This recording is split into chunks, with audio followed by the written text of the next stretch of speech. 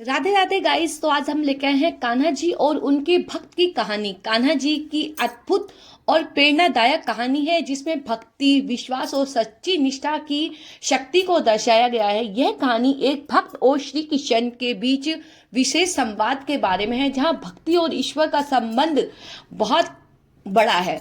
बहुत समय पहले की बात है। एक छोटे से गांव में एक भक्त रहता था जिसका नाम था रामू। रामू बहुत साधारण किसान था, लेकिन उसकी निष्ठा और भक्ति भगवान श्री कृष्ण के प्रति अद्भुत थी।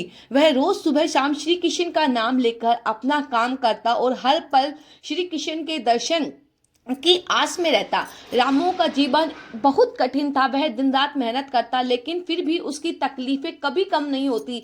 घर में राशन की कमी होती, पैसों का संकट होता और हमेशा रहता। कभी कभी तो वह अपना बगीचा भी छोड़कर अपने परिवार को पालने के लिए शहर जाने की सोचता। लेकिन इन सब मुसीबतों के बावजूद रामू का विश्वास श्री कृष्ण में कभी भी डगमगाया नहीं। एक रात रामू ने सोचा, श्री कृष्ण मेरे जीवन में है, लेकिन क्यों न मैं उनसे मदद मांगू। वह भगवान श्री कृष्ण की मूर्ति के सामने बैठ के सोने से पहले प्रार्थना करने लगा। हे भगवान, अगर तुम मेरे लिए कुछ कर सको तो मुझे एक संकेत दो। मैं तुम्हारे चरणों में अपनी पूरी निष्ठा अर्पित करता हूँ।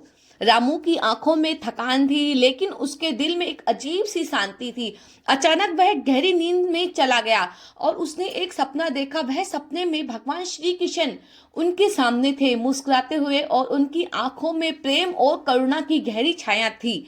भगवान श्री कृष्ण ने रामू से कहा, रामू, तू मेरी भक्ति में सच्चा है, लेकिन तू चाहता है कि मैं तुम्हारी समस्या से उबारूं। यह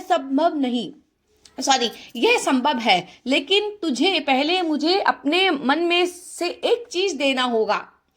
रामू ने उत्सुक से पूछा, भगवान मैं क्या दूं? मुझे तो हर चीज तुम्हारी ही तो चाहिए। भगवान श्री कृष्ण ने कहा, तुम्हारे पास एक चीज है जो तुम्हें अपने पास रखना मुश्किल लगता है।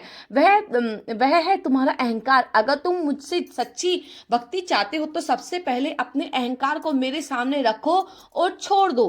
रामू को इस बात का गहरा एहसास हुआ और उसने अपनी पूरी आत्मा से भगवान श्री कृष्ण से क्षमा मांगी। उसने सोचा, अगर मैं सच्चे दिल से भगवान को अपना अहंकार सौंप दूं तो वह मुझे मेरे दुखों से उबार सकते हैं। तभी भगवान श्री कृष्ण ने मुस्कुराते हुए कहा, अब तुम्हारी परीक्षा होगी। अपने अहंकार को छोड़ो और मुझसे मदद की उम्मीद मत रखना, क्योंकि मैं तभी मदद कर सकता हूँ जब तुम्हारे मन में मेरी भक्ति का स्थान होगा। रामू की आंखों में आंसू थे, लेकिन उसने भगवान श्री कृष्ण के आदेश को स्वीकार किया। उसने निर्णय किया कि वह अपने अहंकार को छोड़ देगा और केवल भगवान श्री कृष्ण की भक्ति में डूबेगा। अगले दिन से उसने मेहनत और श्रद्धा से अपना काम शुरू किया। धीरे धीरे उसके जीवन में बदलाव आने लगा। उसके खेतों में बुवाई का मौसम आया और अचानक उसकी किस्मत बदलने लगी। हर बार जब वह खेतों में काम करता, भगवान श्री कृष्ण के आशीर्वाद से फसलें अच्छी होती और उसका जीवन खुशहाल होने लगा।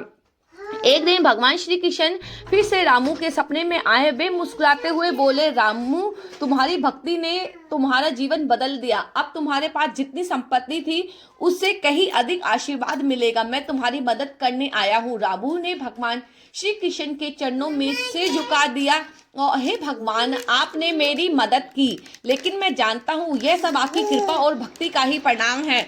भगवान श्री कृष्ण ने रामू से कहा, तुमने न केवल अपने अहंकार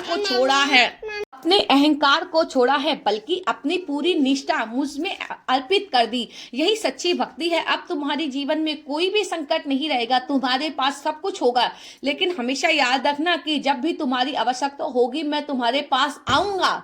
रामू ने भगवान श्री कृष्ण की उपासना जारी रखी और उसका जीवन खुद सुख शांति से भर गया। उसकी मेहनत और भक्ति ने उसे सब कुछ दिया जिससे उसे आवश्यकता थी। वह समझ गया